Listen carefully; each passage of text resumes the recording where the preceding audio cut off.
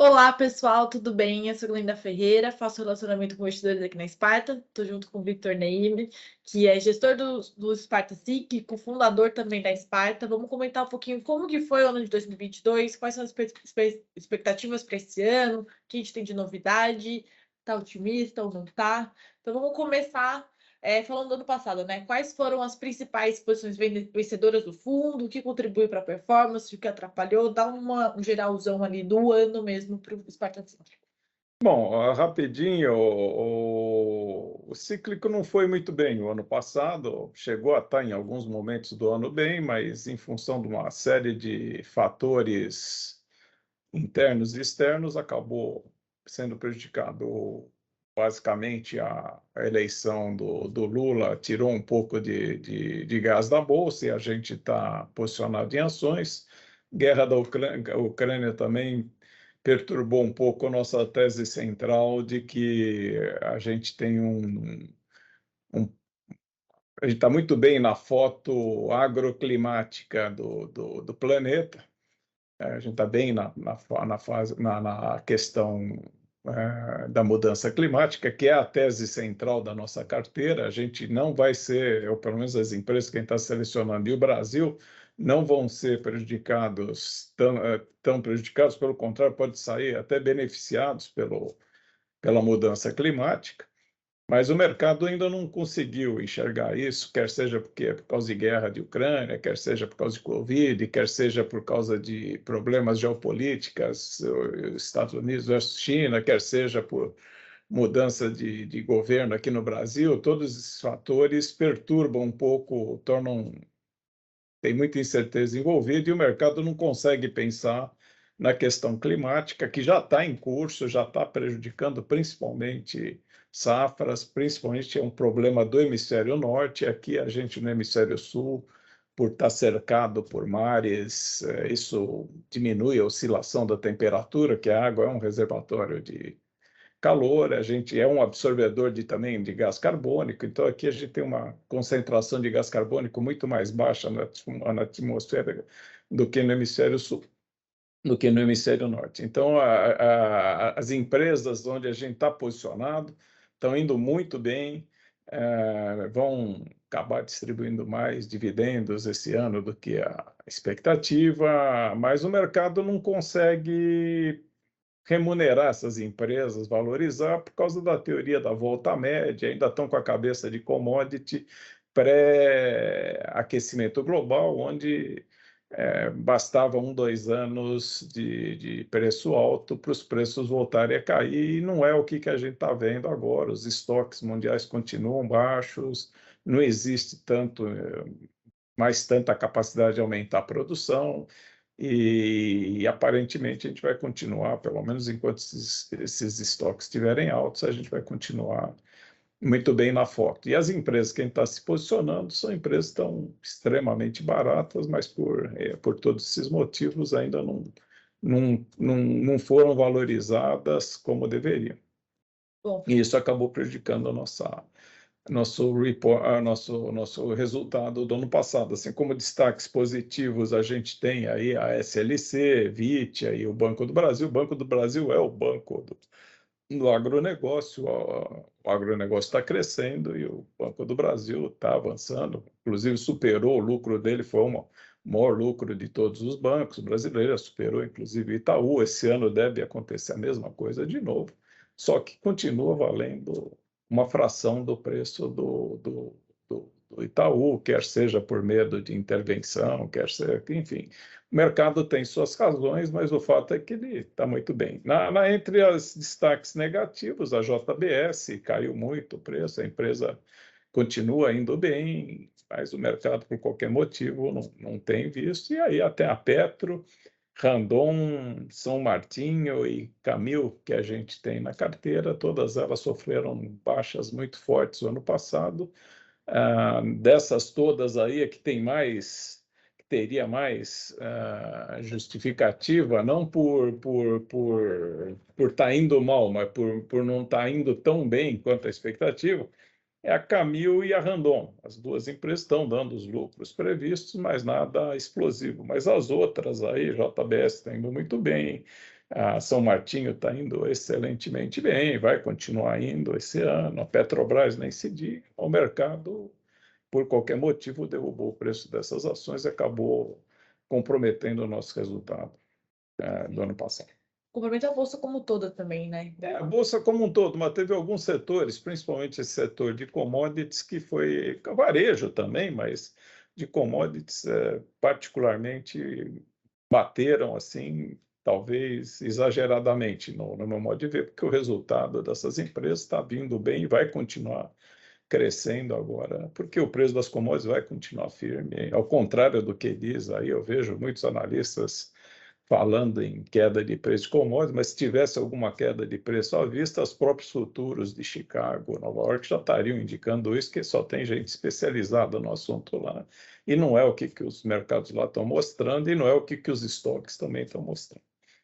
Bom, vamos falar então um pouco de cenário do agro no país, quais são as perspectivas. Já entrou um pouquinho falando, né, assim, o agro é super representativo para o PIB do país, é Sim. quase 30%. Você falou que tem um clima super favorável, mas o que mais que você destacaria aí para 2023? A gente vai ter uma safra recorde, né? Já está começando a ser colhida, a safra de grãos, principalmente, vai ser muito boa, vai ser a maior safra da história, pela primeira vez vão passar dos 300 milhões de toneladas, talvez 310 milhões de toneladas, os preços estão muito bons, houve aumento de custo, principalmente com os fertilizantes no começo da guerra, lá da Ucrânia, mas esses preços já estão refluindo, já estão voltando para mais próximo da normalidade, ou seja, talvez afete algum custo momentaneamente de alguma empresa, mas, do modo geral, os preços das commodities estão tão altos e os dos custos, que é petróleo e fertilizantes,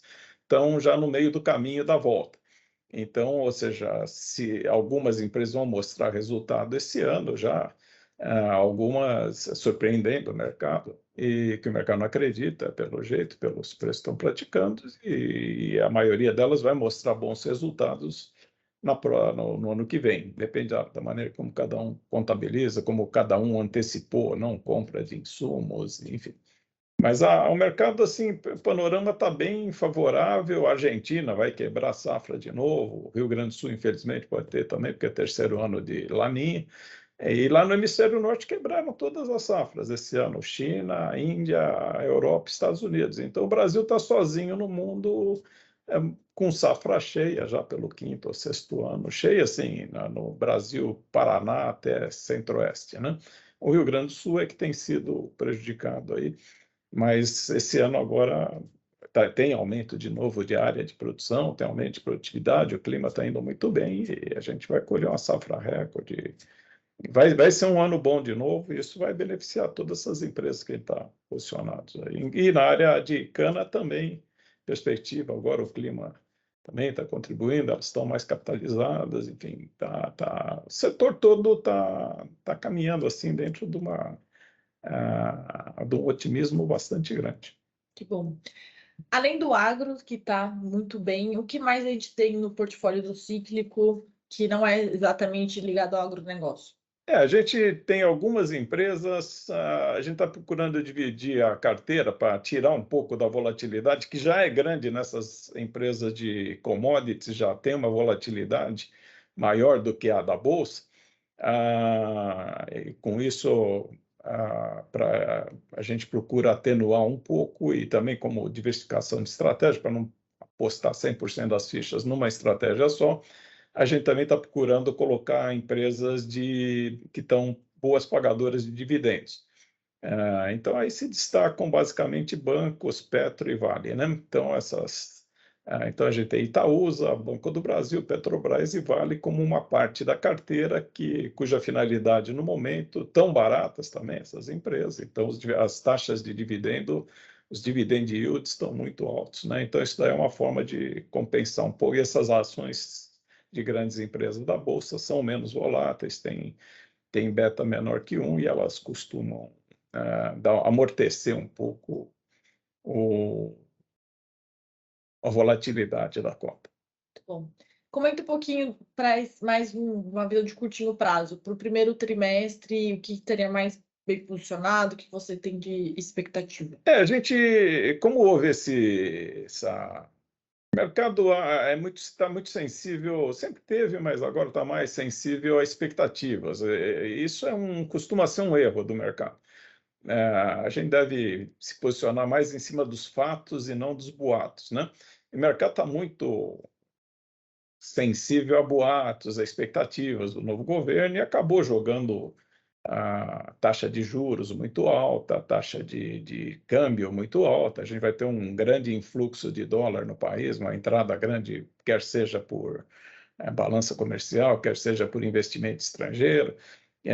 Tem reservas cambiais altas, então não tem motivo nenhum para o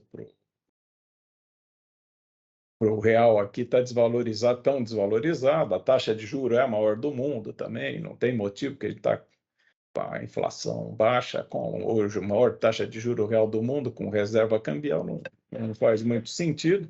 E então a gente tem uma posição de hedge de dólar, até porque está muito posicionado em empresas exportadoras que se beneficiam a grande ameaça para essas exportadoras é a queda do dólar.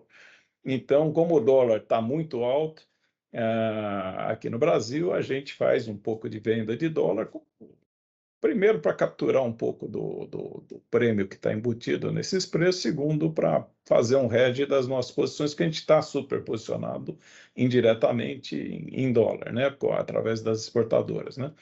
E tem um pouco de venda também de CDI futuro, porque o CDI futuro supostamente a taxa de juro muito alta, supostamente é o que justifica ações muito baratas. É por isso que está tendo um grande saque dos fundos de ações no Brasil, dos investidores migrando para o CDI alto, para a renda fixa. Então, quer dizer, como é a renda fixa mais alta do mundo e talvez não tenha todas essas razões para estar aí, ou talvez a gente esteja prestes a começar a ver queda de taxa de juros no Brasil, porque a inflação está baixa, o juro real é mais alto do mundo, tem reservas cambiais, enfim.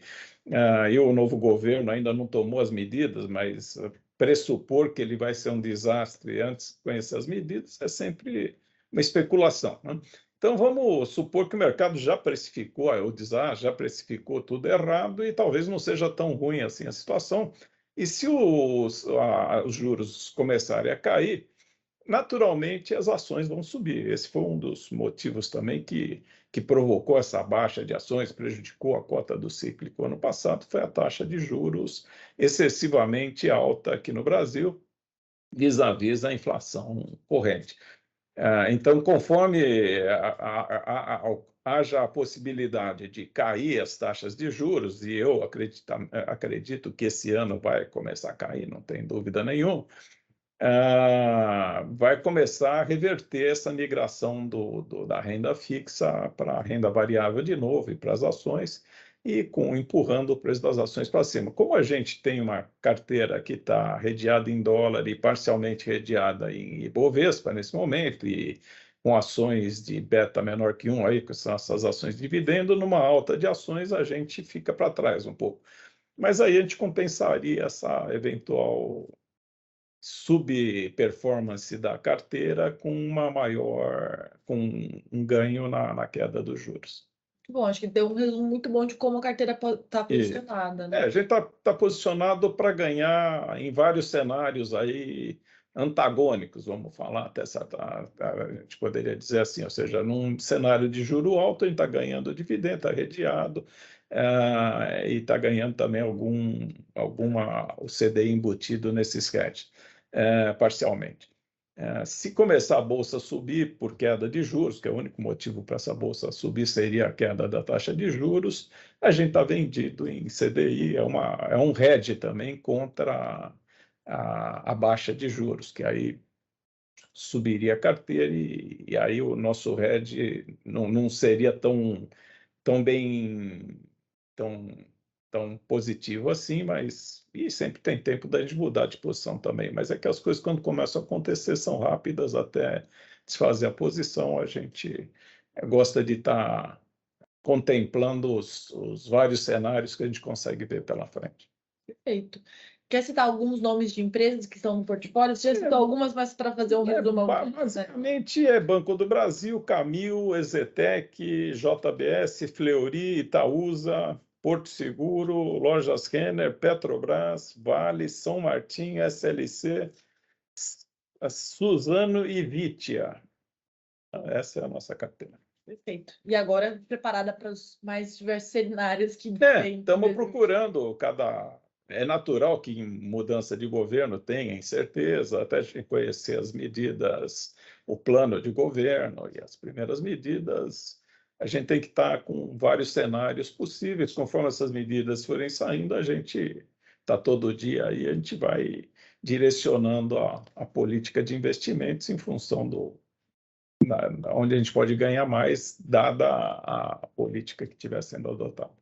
Maravilha, muito obrigada, seu Victor, pelo seu tempo, por esclarecer um pouquinho como que o fundo está hoje em dia, qual foi a atribuição de performance do ano passado. Nos vemos daqui 3 meses. Se você assistiu e tiver alguma dúvida, envie aqui que a gente responde também. Mas assim, a mensagem final é que a gente está lutando pelos 20% a 25% no ano. Nesses cenários que eu estou colocando e as posições, a gente, a princípio, vai atingir. Muito obrigada. Valeu, pessoal. Até a próxima.